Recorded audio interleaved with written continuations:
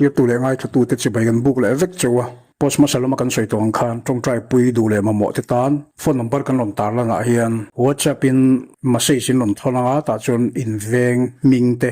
tin tong trai pui in ngai na chan te khain lon senga chiang takin chon kan lo tong trai pui thin chawanga ti chon tu main thung lovila kan soi tong khan ri lo wanga boy chung sal tan na tanga chuak du emo tin chung ko po memal nu na po mang an na har sat na na satak kan lo tok thea chung lakta pathian ti chakna pathian chan chu na te kan chan theina turatan kan lo tong trai pui thina nga chu tiang tur chuan hemi whatsapp number kan han tar lana hian inon thon non ne o chu kan han sei le ni kan bible a hian no thoi pakhata oma allah em le ngala chu no thoi chu israel nam anilo israel mi nilo ma me chia ni le ngala ni no thoi ni bok israel nam ni lo bok maro chu bible la em si ania kan shavek ani rothi chanchin voini hian toite in zil don tai na thome apasal nen khan apasal te chung ko kha bethlehem an oma an omna hmuna drama tla chu dram tla chu an tuar theilowa an tuar peilo an pema an pem na hmuna chuan rothi nen hin in neita apasal chu athi vele tasia ta khana pasal nu hovin an omta apasal nu na omile amo puinu tenen khan israel rama kirle turin anin buat saita kum menga mazat nuwa chuan tram tla te khalo re tak nuwa khan an kirle don ta maro chu mo puinu ro chu kirle an mani kholama ramlama nu le pa te in lama kirle ta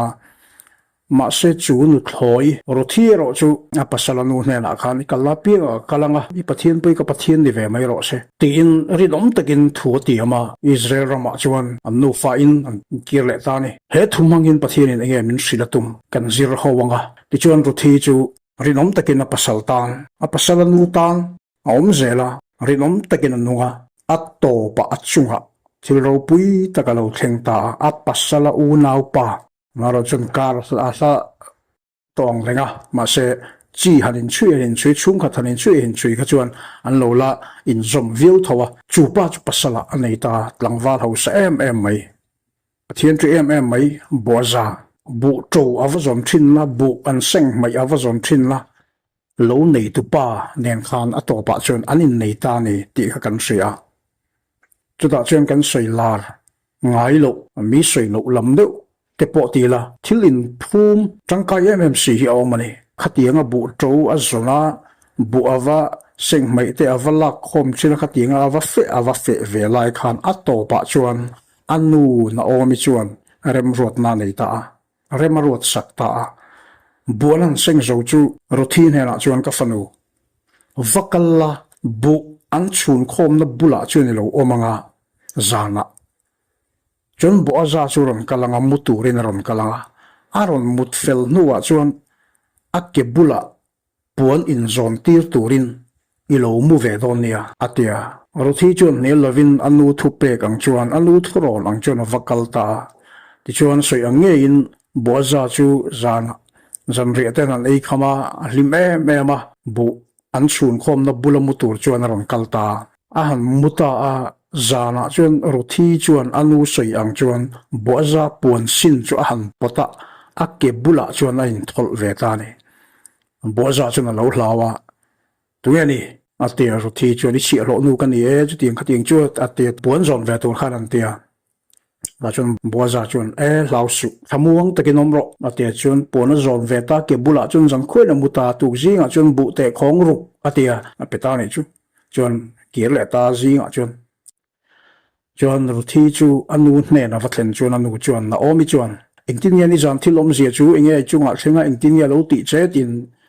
report petur khan an tia rothi chuan zana thil thleng zong i ro man ang khan i soi ang khan ka tia chu tiang ka tiang chu nia ke bula ka mo pol min zona ei bu po min ron phor hong ti re kutro ki ni ho tur ni lo min tia atia thilom zia kha soi ni chuta rothi nu a pasala nu na omina a chan let na chu ni voinia hian kan han tar lang du lai chu rothi nu na omi chuan rothi bula chuan rothi bung thum chang som le pariata khan tin ani chuan na omi chuan mo ka fanu eng angin nge thil la lo om don I hriat ma lo chuan om mai ro voin nia he thil hi ati zo ma lo chuan chu pa chu angoi mai don silova atia ti kha omani thil eng angin nge a boi pui zui zelanga eng tin nge alo thlen zel don kan shelo chuwang chu tikhan lo do la lo om top la lo ngoi hle la thil thlen dan hi lo ngai chang top mai ro ten anu chuan ru thi bula chuan soi nei chu heta kan han soi du chu kan nu na har sat na lo thlenga mang an na lo thlenga kan lunga ya kan ruma mi zong zong na min hriat pui sen lo le min hriat pui chi po ni vek lo thil kha lo thleng thin ani manin pin dan chung ri la te manin zan ria te kan rum ko ka kan ma hun kan ngai tu a ti ngai na kan so box si lo kan chunga rit phur lo thlenga chu eng tin nge atlak theyanga herit phur le mang an nei he munata hi eng tin nge ka chua theyang ti in kanin ngai tu ama se chua dan tur kan so box si lo akong kan so box si lo ti ngai na kan so box si lo pathian he na kan tong tra ya pathian hi om talavem ni emo pathian laka tang hin ke hi ka hlak ta view em ni emo pathian hi ka biak phak ani velo ani nga kan lungai thin kan dei dong thin ani tro hi kan nun man dan thin ani mi te na min hriat pui vek chi ni si lo chung ku a mi mala har sat na mang an thak lu tu ka to ka a chung chu voi ne hen ta lan vek ka tum lawa chung har sat na min an nuai tak mai chu ka zan mu te hi ka har hlola ka mu hil ve the ni pun reilo te ka mu hila a cham le wang soi tur eng mom si lo hen chiang tak hian ka har rual ka ril ruar lut nga chu chu mang an na bok chu ni ka sik wang lai po ni ro se ka than hit la phata ka thowa ka mu hil the ngai lo ka rum ko ka chun zan ria mun ria te ka kala ka beidong em a pathian ne la ka thei to pin ka tong trai ve thin ka mang anga pathian ne na ka mang an la chu ka thlen thin ani ma se chan min om lo chana om lo mai ni lo hian kha har sat na munata chuak tura pathian ne na atan puina ka dil thin khan chana om lo mai ni lo apik tule moti tur khop hian om thin ni pos masala ma kan soi tong khan ani lo zong in khi in min noya be sei om de ule aveng ve ton do ne ti anga thil lo theng po hi om lo mai ani lo ani lo zong khan min ne ma min noya min le na kamang ang lut tu ka pathian hi katan hian biak ve pha ka ni lo ni hi katan hian pathian om ve lo ni hi ka ti thina ni kalungai ema tu ma min hre pui si lo hian in chung zola te ka chawa zan ria in chung zola ka thua mit tuita zoi hian kom thina ka rum kok thina ni changin hun ria te ka kala fian ria te ka kala ka thua jing khowar do na mi min mu lavin khowa tan ta mo te aka hong le ruma ken khung tata a som ema kanun hi a ruma ni mang angani ka kongkal te hi ka chung rila chu mang an na ina min man tak lai chuan ka kongkal te hi tha ka nei lo ka pen thei lo reng chung rila hian ngeni mang an nei intinge ka soi thiam lo chung rila hian mang an nei at tla thei kan ngai tu na po hin ni pon ka tho lo ngai tu na pi lama hen kan ko chunga hen lut ni mai ka re tha hi engani a phet vek nun hi angoi vek mai ani lo tha zong po hi zoi vek the chu tiang khop chen ko ma thian te zinga mi zinga te ril ruti thoven nan ka te heti rang chu thadon lo ti in thian te zinga te kan om ve thina ma se eng ang hlim na le eng ang fiam thu le eng ang nung chang ma hian ka chung ril mang an nei an nem theilo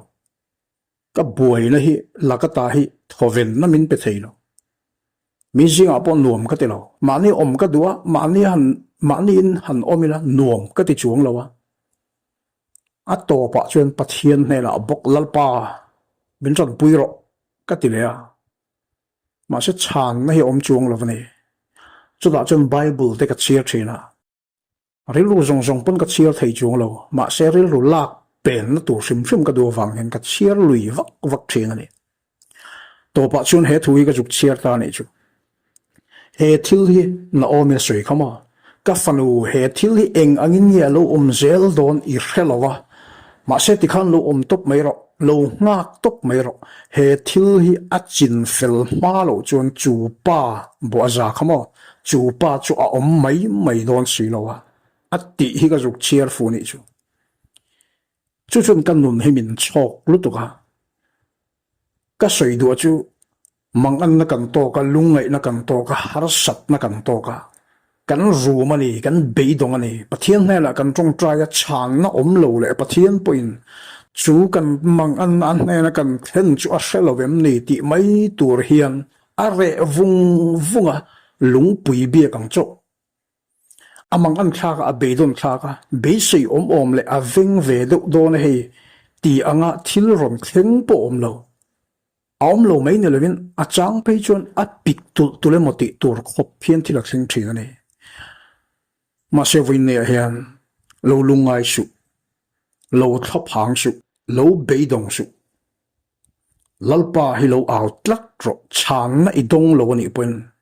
pathian hi re avunga I hria ni pen a re lo ti hi hria la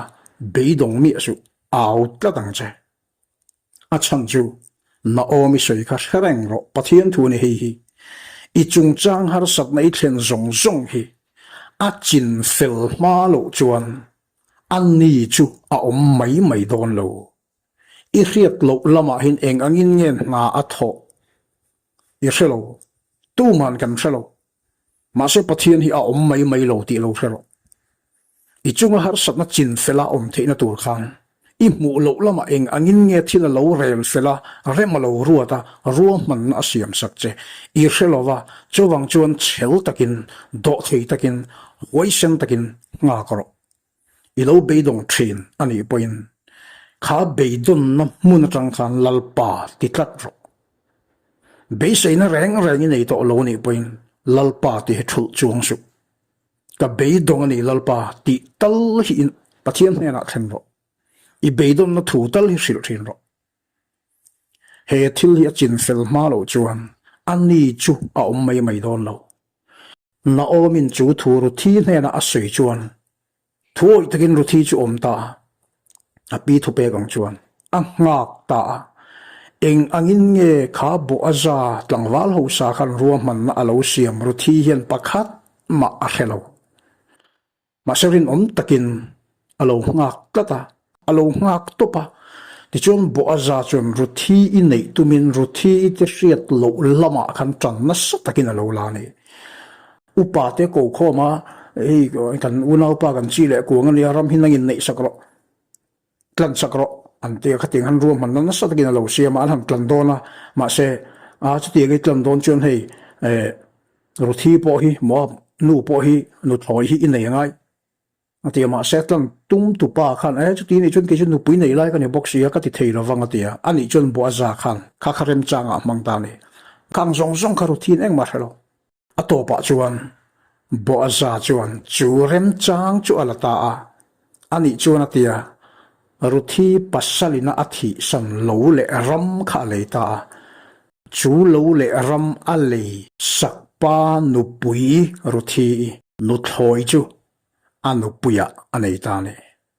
eng angin nge ruam man na asiam ruthi khan pakhat ma hrelowa ma se at chung chang ruam man na anei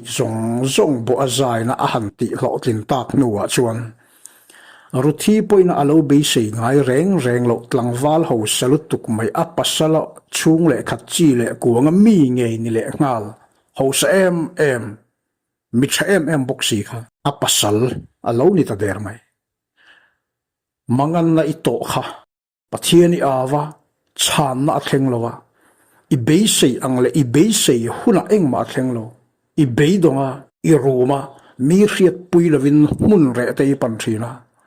mi hriat pui lovin ram re te pan thina mi bula i omin nuam iti bok lova adikem nangma omidua nangmai ompon nuam iti chuang lo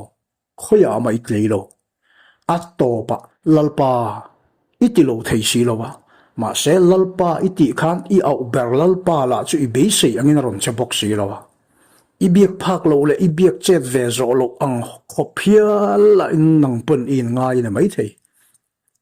chuting chune lo room ve ani mai thei lungai su he thil hi i chung changa har sat na hi lalpan a chin fel ma lo chuan a om mai don lo lalpa hi om mai don lo i mang an na hi amang an pui che i har sat na hi a riat pui che chuwang chun chin fel sak che adua i dil kha ria an ne na i khen kha ria om mai en liam mai che hi tum lo eng angin nge ma ala ka eng angin nge a che don i resi lo wa chuwang chun lo om mai ro ti khan lo ngak to pro na o minati ang khan voin ne hen pathian thuin chu chu riat tir che ne lo ngak ro i lo be dong ani point lalpa ka be dong ani tin i be don na thu tal kha ne ra chen ro i lo roma i lo chaphanga i lunga ya mi riat pui si lova mang an nain na men lova na sataka inun alo ching chau che ani point lungai su lalpan i di la sia lalpan i har sat na sia i mang an na sia a cham chuak don che ani chu om mai lo ato pa i be sei aya thazok i dil aya nget zok i dil aya thazok i dil aya mun sang zok a hian lalpan a choi chuak don che lalpan a hne sak vek don che hei hi sareng ro beidong su lungai su khaphang su in ne na lalpa oma i dil kha a khia i dil kha a the ngil lo i dil kha ti so tin sak tum che in a che me ka ne ti hi lo sareng ro chuwang chuni be sei pi lama hian lalpan an na tho a mu tir don che a mu tir che ani chuan i dil ai thazo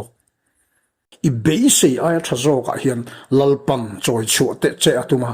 lalpan chu da chuan da che atuma i mu lo lama i hriat thiam phak lo lama i hriat thiam pi lama i mu phak pi lama hian a che me ka nei ti hi lo threng ang che lalpa hi i beidon na muna po i beidon na thu tal hrilin lo au tlatla khodang hi lo hoi san mi su i chunga alo ra thleng ri lo ni pon khodang lo hoi mi su che lalpa tan nget takin lo ding tlatang che